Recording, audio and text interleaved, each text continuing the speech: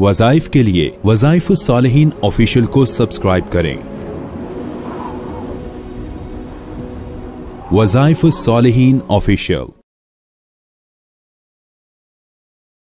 نحمده ونصلي ونسلم على رسوله الكريم اما بعد فاعوذ بالله من الشیطان الرجیم بسم اللہ الرحمن الرحیم۔ ماہ ربیع الثانی کی 3 تاریخ کا ایک بہت ہی خاص عمل آپ کو عنایت کر رہا ہوں، جس کی بدولت اللہ آپ کو ہر قسم کی اپنی قدرت خاص سے راحتیں، سکون، برکتیں عطا فرمائے گا اور زندگی سے بیماریاں، پریشانیاں دور فرما دے گا۔ یہ اللہ کے 2 مختصر نام ہیں، لیکن کی تاثیر اتنی زیادہ ہے کہ لوگ آج کس طرح جو ہے الجھے ہوئے ہیں، پریشان ہیں، ہر کام رک جاتا ہے، ٹینشنوں میں رہتے ہیں اور پھر بیماریاں، آفات بار بار لوٹ کے آتی ہیں۔ ایک بندہ ٹھیک ہوتا ہے گھر کا، دوسرا بیمار ہو جاتا ہے، وہ ٹھیک ہوتا ہے، تیسرا بیمار ہو جاتا ہے۔ یہ بیماریاں، یہ آفات، یہ پریشانیاں بار بار انسان پہ آتی ہیں اور انسان الجھاؤ کا، تناؤ کا، بیماریوں کا اور آفات کا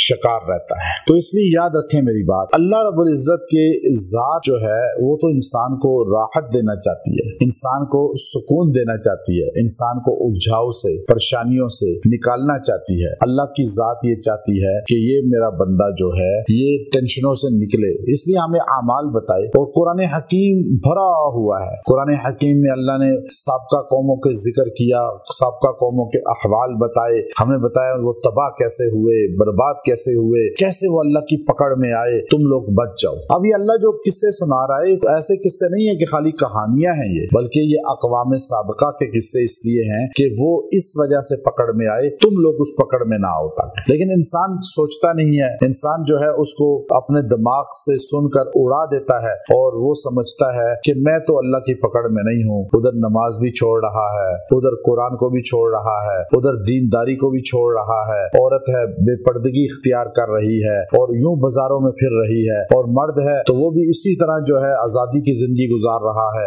اپنے آپ کو اللہ کا غلام پریکٹیکلی سمجھتے ہی نہیں، منہ سے کہنے سے نہیں ہوتا، عملاً طور پہ پریکٹیکلی جو ہے اللہ کا غلام بننا ہوتا ہے، رسول صلی اللہ علیہ وسلم کا غلام بننا ہوتا ہے۔ تو اس لیے یہ عمل مختصر، جو قرآن حکیم نہیں بھی پڑھنا جانتے وہ بھی پڑھ سکتے ہیں، جو بوڑھے ہیں وہ بھی پڑھ سکتے ہیں، بیمار چار ہیں وہ بھی پڑھ سکتے ہیں، بستر مرگ پہ ہے کوئی، یہ پڑھے اللہ اسے شفا دے دے گا۔ اگر کوئی بیماریوں کے اندر الجھا ہوا ہے یہ پڑھے اللہ اسے شفا دے دے گا۔ اگر کوئی ٹینشنوں میں، اذیت میں، تکالیف میں اور بندشوں میں جکڑا ہوا ہے وہ بھی یہ پڑھے، اللہ اس کو نجات دے دے گا، آپ کو اللہ سکون دے دے گا، اللہ آپ کو راحتیں عطا فرما دے گا۔ 2 اللہ کے نام ہیں اور مختصر نام ہیں، آپ ان کو اپنا وظیفہ بنا لیں، یا قادر، یا نافع، یا قادر، یا نافع۔